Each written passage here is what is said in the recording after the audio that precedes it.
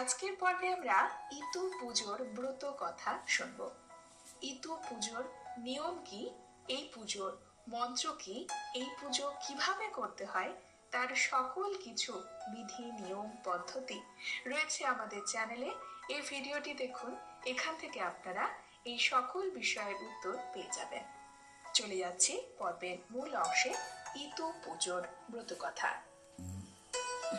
এক রাজ্যে খুব গরিব বামুন এবং বামনি বাস করত। তাদের দুই মেয়ে ছিল, নাম উম্ন আর ঝুম্ন। একদিন বামুনের খুব পিঠে খাবার ইচ্ছে হলো। সে পিঠে তৈরি করার জন্য সকল সামগ্রী জোগাড় করে আনলো এবং বামনিকে দিল। বামনি রাত্রিবেলা পিঠে তৈরি করতে লাগলো, কিন্তু বামনি জানতো না বামন রান্নাঘরের পেছনে চুপ চুপ করে বসে থেকে কতগুলি পিঠে তৈরি করছে তা গুনছে। এরপর বামনকে সে যখন সেই পিঠে পরিবেশন করে খেতে দিল, তখন বামন বলল, দুখানা পিঠে কম দেখছি কেন?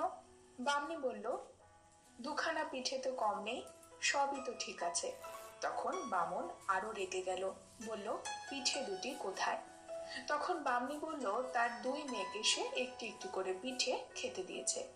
এই কথা শুনে বামনের রাগ আরো বেড়ে গেল, কিন্তু সে চুপ করে রইল, কিছুই বলল না। এরপর দিন সকালবেলা বামন বামনিকে বলল, আজ উম্ন আর ঝুম্নকে নিয়ে তাদের পিসির বাড়িতে রেখে আসবে। পিসির বাড়ি থাকলে তারা দুটো খেতেও পাবে, আর ওখান থেকে ওদের বিয়ে থাও ব্যবস্থা করা যাবে। বামন আরো বলল যে তার বোনের অবস্থা খুবই ভালো। বামনই এতদিন অভিমান করে তার কাছে যায়নি। বামনি কিন্তু এই কথাতে খুশি হলো না, কিন্তু সে মুখে কিছু বলতেও পারল না। বামন উম্ন আর ঝুম্নকে নিয়ে বাড়ি থেকে রওনা দিল। অনেকখানি হাঁটার পরে বেলা প্রায় দুপুর হয়ে গেছে। বামন মেয়ে দুটোকে নিয়ে একটি বনের মধ্যে ঢুকে পড়ল। মেয়ে দুটো খিদের তেষ্টাতে একেবারে কাতর হয়ে গেছে। তখন তারা আর বসে থাকতে পারল না। একটি বট গাছের ছায়ায় তারা তাদের বাবার কোলে মাথায় রেখে ঘুমিয়ে পড়ল। বামন এইরকমটাই চাইছিল। সুযোগ পেয়ে সে একটি ইটের ওপর মেয়ে দুটির মাথা রেখে চুপি চুপি পালিয়ে গেল। যাবার সময় কয়েকটি শামুক আর গুগলি ভেঙে তাতে আলতা মাখিয়ে ছড়িয়ে রেখে গেল। মেয়ে দুটোর ঘুম ভাঙলো। ঘুম ভেঙে তারা দেখলো যে তাদের বাবা সেখানে নেই, চারিদিকে খানিকটা রক্ত ছড়িয়ে আছে। উম্ন তখন ঝুম্নকে বলল, বাবাকে বোধহয় বাঘে খেয়েছে। উম্ন বলল, না না, আমরা যে দুখানা পিঠে খেয়েছিলাম লুকিয়ে লুকিয়ে, বাবা সেজন্য রাগ করেছে, তাই আমাদের পিসির বাড়ি রেখে আসার নাম করে এই জঙ্গলে ফেলে রেখে চলে গেছে। পিসি বলতে তো আমাদের কোনো কালেই কেউ ছিল না। এই ভয়ানক বনের মধ্যে উম্ন ঝুম্নর খুব ভয় করতে লাগলো। দুজনেই চোখের জল ভাসাতে ভাসাতে কাঁদতে লাগলো। কোথায় যাবে তারা ঠিক করতে পারল না। এমন সময় দূরে বাঘের গর্জন শোনা যাচ্ছে। বাঘের গর্জন শুনে উম্ন ঝুম্ন ভয় পেয়ে আরো আড়ষ্ট হয়ে উঠল। এখন বুঝি বাঘ তাদের খেয়ে নেবে। তখন তারা ভয়ে ঠক ঠক করে কাঁপতে লাগলো। এমন সময় উম্ন বলে উঠল, ঝুম্নদি, ওই দূরে একটা বড় বট গাছ দেখা যাচ্ছে, চলো আমরা ওখানে আশ্রয় নিই। উম্নর কথা শেষ না হতেই দুই বোনে ছুটে গিয়ে সেই বট গাছের কাছে গেল। বট গাছের সামনে তারা হাত জোড় করে বলল, বাবা বটরূপী নারায়ণ, আমরা ভয়ানক বিপদে পড়েছি। ওই শোনো, দূরে বাঘের গর্জন, বাঘ এসে এক্ষুনি আমাদের খেয়েই ফেলবে, তুমি আমাদের আশ্রয় দাও ঠাকুর, আমাদের বাঁচাও। উম্ন ঝুম্নের এই কাতর কথা শুনে বটগাছটি তখনই দুফাক হয়ে গেল, আর উম্ন ঝুম্ন সেই গাছের কোটরের মধ্যে ঢুকে গেল। কোটরটি আপনা আপনি বন্ধ হয়ে গেল। বাঘটি সেখানে এসে উপস্থিত হলো, মানুষের গন্ধও পেল, চারিদিকে খানিকক্ষণ ঘোরাঘুরি করলো, পরে মানুষ দেখতে না পেয়ে সেখান থেকে চলে গেল। বাঘ চলে গেলে বটগাছটি আবার দুফাক হলো। উম্ন ঝুম্ন কোটরের মধ্যে থেকে বেরিয়ে এলো। এখন তারা কোথায় যাবে এই ভাবতে ভাবতে জঙ্গলের ভেতরই তারা চলতে শুরু করলো। খানিক চলার পর তারা জনবসতি দেখতে পেল। বন থেকে তারা অনেকটা দূরে চলে এসছে। তারা দূরে দেখলো যে তাদেরই বয়সী কতগুলি মেয়ে একটি পুকুরের পাড়ে ঘট বসিয়ে কি সব পুজো করছে। উম্রছুম্ন তাদের কাছে গিয়ে দাঁড়াতেই সঙ্গে সঙ্গে তাদের পুজোর ঘটগুলি সব উল্টে পাল্টে গেল। সে মেয়েগুলি তখন খুব রেগে গেল, বলল, কোথা থেকে অলক্ষী এসেছে, আমাদের ঋতু পূজার ঘটগুলি সব উল্টে পাল্টে গেল। উম্রছুম্ন তখন খুবই কাঁদতে লাগলো, সেই মেয়েদের কাছে তাদের দুঃখের কথা বলতে লাগলো। সেই ঘটনা শুনে তাদের উপর মেয়েদের খুব দয়া হলো। তারা উম্রছুম্নকে বলল, তোমাদের কোনো ভয় নেই, তোমরা কেঁদো না, তোমরা আমাদের মতো ঋতু পুজো করো, তাহলে তোমাদের আর কোনো দুঃখ থাকবে না। যাও, এখন তোমরা ওই পুকুর থেকে স্নান করে এসো। সেই মেয়েদের কথা মতো উম্রছুম্ন সেই পুকুরে নেমেছে। অমনি সেই পুকুরের সব জল শুকিয়ে গেল। জলের মাছগুলো ছটপট করে লাফাতে লাগলো। উম্রছুম্ন এই ব্যাপার দেখে কাঁদতে কাঁদতে আবার সেই মেয়েগুলির কাছে ফিরে এসে সব কথা বলল। মেয়েরা তখন বলল, এই নাও, ঘটের দুর্বা দিচ্ছি, নিয়ে গিয়ে পুকুরটিতে ফেলে দাও। ওদের কথা মতো উম্রছুম্ন দুর্বাগুলি নিয়ে গিয়ে পুকুরে ফেলে দিতেই আবার পুকুর ভরে জল হলো। তখন তারা দুজনে পুকুরে স্নান করলো। স্নান করে ফিরে এসে মেয়েগুলির সঙ্গে তারা ঘট আর দুর্বা দিয়ে ইতু পুজো করলো। পুজোর পরে তারা বলল, এইবার ইতুর কাছে বর চাও। উম্রছুম্ন তখন ইতুর কাছে বর চাইল। উম্রছুম্ন বলল, ইতু দেবী, বর দাও, যাতে আমাদের বাবা মায়ের সকল দুঃখ দূর হয়, আর ঘর ভর্তি টাকা কড়ি সোনা দানা হয়, প্রচুর অর্থ সম্পদ হয়। তারপর মেয়েগুলি বলল, এইবার তোমরা খুব ভক্তি করে ঘট নিয়ে বাড়ির দিকে যাও। তখন ঘট নিয়ে উম্রছুম্ন বাড়ির দিকে রওনা হলো। ইতু দেবী তাদের পথ দেখিয়ে দিলেন। এদিকে উম্রছুম্নর মা বাবা ইতুর বরে রাজার মতো ঐশ্বর্যের মালিক হয়ে গেছে। দুই বোন ক্রমে ঘট হাতে তাদের বাড়ির কাছে এসে পৌঁছলো। তাদের মা বাবা ভেবেছিল এতদিন মেয়ে দুটো হয়তো নিশ্চয়ই মারা গেছে, বাঘ তাদের খেয়ে ফেলেছে, আপদ দূর হয়েছে, এই হয়তো ভেবেছিল তাদের বাবা। এমন সময় হঠাৎ উম্রছুম্নকে বাড়ি ফিরতে দেখে তাদের বাবা খুব আশ্চর্য হয়ে গেল। তিনি বললেন, তোরা এতদিন বেঁচে ছিলি, কোথা থেকে ফিরে এলি এখন, মরিসনি তোরা? উম্র বলল, বাবা, আমরা যদি মরতুম তাহলে আজ তোমরা এত বড় লোক হতে পারতে না। আমরাই ইতু পুজো করে ইতু মাকে সন্তুষ্ট করে তোমার রাজ্য হবার বর চেয়েছিলাম, তাই আজ তুমি এত বড় লোক হতে পেরেছ। তখন তাদের মা বাবা আদর করে মেয়ে দুটোকে ঘরে নিয়ে গেল। বামনিও তাদের মুখে সব কথা শুনে ইতু পুজো আরম্ভ করলো। বছর খানেকের মধ্যে বামুন বামনির একটি সুন্দর ফুটফুটে ছেলে হলো। তখন তাদের আর আনন্দ ধরে না। ধন ঐশ্বর্য ছেলে পেয়ে মেয়েদের নিয়ে তারা মনের সুখে ঘর সংসার করতে লাগলো। এইভাবে বেশ কিছুকাল কেটে গেল। তারপরে একদিন এক রাজপুত্র আর কোটাল পুত্র দুই বন্ধু একসাথে মিলে অনেক লোকজন সঙ্গে নিয়ে বামুনের বাড়িতে এসে হাজির হলো। বেলা তখন দুপুর হয়েছে। তাদের খুব খিদে আর তেষ্টা পেয়েছিল। তারা খিদে তেষ্টাতে অস্থির হয়ে উঠেছিল। রাজপুত্র এসে সামনে উম্রকে দেখতে পেয়ে বলল, আমাদের খুব তেষ্টা পেয়েছে, আমাদের একটু জল খাওয়াতে পারো? উম্র তখন ছুটে গিয়ে একটি ছোট ভারে করে এক ভার জল নিয়ে এলো। এক ভার জল দেখে রাজপুত্রের ভয়ানক রাগ হলো, কিন্তু সে আর কিছু বলল না। সেইটুকু জলই সে খেতে আরম্ভ করলো। কিন্তু সেই জল যখন সে খেতে আরম্ভ করলো, সেই জল, ভারের জল আর শেষ হয় না। তখন তার লোক লস্কর, তার সঙ্গে যারা ছিল, সেই ভারের জল সে সকলকেই দিল।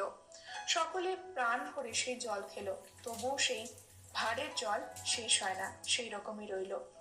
তখন সকলে উম্রকে ধন্য ধন্য করতে লাগলো। রাজপুত্র উম্রকে নিয়ে বললেন তার বাবাকে ডাকতে। উম্র গিয়ে বামুনকে ডেকে পাঠালো। রাজপুত্র বামুনকে বললেন, আপনার মেয়েটি বড় ভালো, আমি মদ্রদেশের যুবরাজ, যদি আপনার কোনো আপত্তি না থাকে তাহলে আমি আপনার এই মেয়েকে বিয়ে করতে চাই। বামুন তখন বললেন, আপত্তি আমার কিছু নেই, তবে আমার আরো একটি মেয়ে আছে, তার এখনো বিয়ে হয়নি। আমার সঙ্গে আমার বন্ধু কোটাল পুত্র আছে, আপনি ইচ্ছা করলে আমাদের দুইজনকেই দুই মেয়ে দান করতে পারেন। বামুন দেখলো চমৎকার সুযোগ, সে আর দেরি করলো না। গোধূলি লগ্নে উম্রর সঙ্গে যুবরাজের আর ঝুমনোর সঙ্গে কোটাল পুত্রের বিয়ে হয়ে গেল। পরের দিন উম্র ঝুমনো শ্বশুর বাড়ি যাবার জন্য প্রস্তুত হচ্ছে। বামনি বলল, তোরা কি খেয়ে শ্বশুর বাড়ি যাবি? উম্র বলল, আমি এখন রাজার রানী, দাঁতখানি চালের ভাত আর মাগুর মাছের ঝোল ভালো করে রেঁধে দাও। আমি তাই খেয়ে পান চিবোতে চিবোতে হাতির পিঠে বসে শ্বশুর বাড়ি যাব। আর ঝুমনু বলল, আজ অগ্রহায়ণে রবিবার, ফলমূল নিরামিষ খেয়ে ইতুর ঘট মাথায় নিয়ে আমি হাতির পিঠে চড়ে শ্বশুর বাড়ি যাব। শেষ পর্যন্ত দুই বইয়ের খাওয়া দাওয়ার দুই রকম ব্যবস্থা হলো।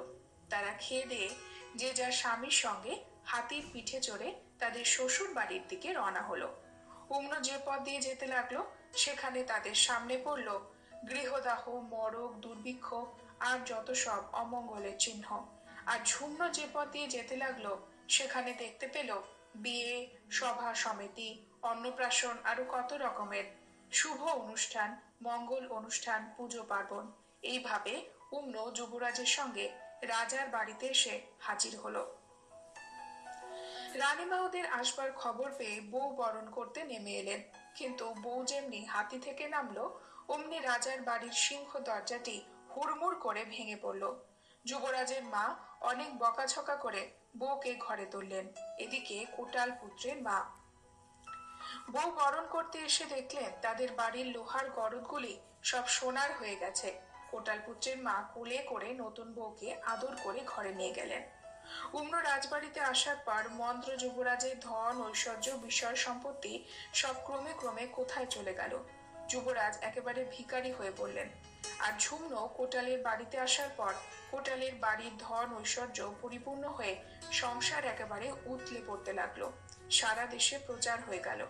কোটাল পুত্র এখন খুবই সুলক্ষণাযুক্ত মেয়েকে বিয়ে করে এনেছে। তাদের সব দিকেই বাড়বাড়ন্ত। ভদ্র যুবরাজ উমনোকে অলক্ষী ভেবে তার উপরে খুবই চটে গেল। উমনো তার সামনে এলে তাকে দূর দূর করে তাড়িয়ে দিতে লাগলো। শেষে একদিন ঘাতককে ডেকে বললেন, এই দণ্ডেই উমনোকে কেটে তার রক্ত আমাকে এনে দেখাও। ঘাতক যুবরাজের হুকুমে উমনোকে মশানে নিয়ে গিয়ে ছেড়ে দিল আর একটি শেয়ালকে কেটে তার রক্ত এনে যুবরাজকে দেখালো। উমনো শেষে ঝুমনোর কাছে গিয়ে সব কথা খুলে বলল। মায়ের পেটের বোন, বোনের এই দুর্গতি দেখে তার খুব কষ্ট হলো। সব কথা শুনে ঝুমনু কাউকে কিছু জানতে না দিয়ে বোনকে তার বাড়ির মধ্যে লুকিয়ে রাখলো। এমনকি তার স্বামী কোটাল পুত্র জানতো না এই কথা। ঝুমনু বুঝলো যে তার বোন ইতুকে অসম্মান করেছে, তাই আজ সে এই বিপদে পড়েছে। তখন থেকে উমনো আর ঝুমনু ঠিক করে নিয়ম মতো ইতুর পুজো করতে লাগলো। শেষে ইতু দেবী আবার উমনোর ওপর সন্তুষ্ট হলেন। সঙ্গে সঙ্গে যুবরাজও দিন দিন বাড়ন্ত হতে লাগলো। যুবরাজ একদিন স্বপ্নে দেখলেন যে এক দেবী তাকে বলছেন, এক্ষুনি উমনো রানীকে খুঁজে এনে বাড়িতে নিয়ে এসো, না হলে কিন্তু তোমার সর্বনাশ হবে। মন্ত্র যুবরাজ স্বপ্ন দেখার পর থেকে খুবই চিন্তায় পড়ে গেল। তিনি তো জানতেন উমনো রানীকে ঘাতক কেটে ফেলেছে। শেষে যুবরাজ কোটাল পুত্রকে ডেকে পাঠিয়ে স্বপ্নের কথা জানালেন। কোটাল পুত্র তখন ঘাতককে ডেকে পাঠিয়ে উমনোর কথা শুনলেন এবং ভাবতে ভাবতে বাড়িতে চলে গেলেন। কোটাল পুত্র উমনোর জন্য আর যুবরাজের জন্য খুব দুঃখ করতে লাগলেন। ঝুমনো স্বামীকে তার ভাবনার কারণ জিজ্ঞাসা করলে উমনোর ব্যাপারে জানতে পারল। তখন সে তার স্বামীকে বলল, মা ইতু দেবীর আশীর্বাদে যুবরাজ আবার উমনোকে ফিরে পেতে পারেন যদি আমার কথা মতো কাজ করেন। তুমি যুবরাজকে বলো যে আমাদের বাড়ি থেকে তার বাড়ির দরজা পর্যন্ত কলা গাছ পুঁতে তাঁবু পেরে একটি কড়ির জাঙ্গাল দিতে হবে, তাহলে আবার উমনোকে ফিরে পেতে পারবেন। কোটাল পুত্র যুবরাজকে সেই কথা জানালো। রানীর সাজে সাজিয়ে তাঁবুর মধ্যে দিয়ে রাজবাড়িতে পাঠিয়ে দিল সে তার বোনকে। উমনো চলার পথে দুর্বার শিকড় পড়েছিল। সেই দুর্বার শিকড় লেগে উমনোর পা কেটে গেল। যুবরাজ এতে খুবই রেগে গেলেন এবং হুকুম দিলেন, এই দণ্ডে 18 হাড়ির মাথা এবং তাদের বুড়ি মায়ের চোখ দুটো উপরে নিয়ে আসা হোক। বলার সঙ্গে সঙ্গে যুবরাজের হুকুম মতো কাজ হলো। যুবরাজও উমনোকে নিয়ে রাজবাড়িতে ঢুকলেন। তারপর অগ্রহায়ণ মাসে উমনো ইতু পুজো করলো। কিন্তু ইতুর কথা শোনবার মতো রাজবাড়িতে উপসী কোনো স্ত্রী লোক ছিল না।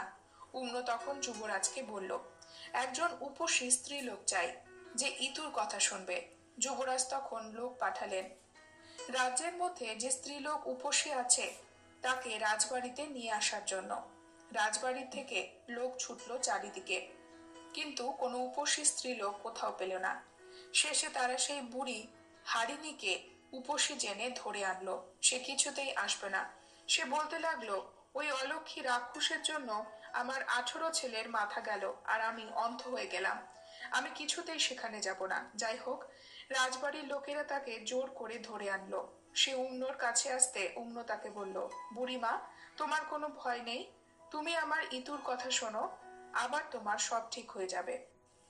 বুড়ি তখন তার 18 ছেলেদের বেঁচে ওঠা আর তার চোখ ফিরে পাওয়ার জন্য বর চাইল। ইতুর আশীর্বাদে তাই হলো। বুড়ি তার 18 ছেলেকে এবং নিজের চোখ ফিরে পেল। এরপর হারিণী চারিদিকে বলে বেড়াতে লাগলো যে রানীমা অন্য ইতু পুজোর কথা শুনে সে আবার সবকিছু ফিরে পেয়েছে। তখন থেকে দেশ শুদ্ধ সকলে ইতু পুজো করে আনন্দে বসবাস করতে লাগলো। অর্থ ইতু পূজার ব্রত কথা সমাপ্ত।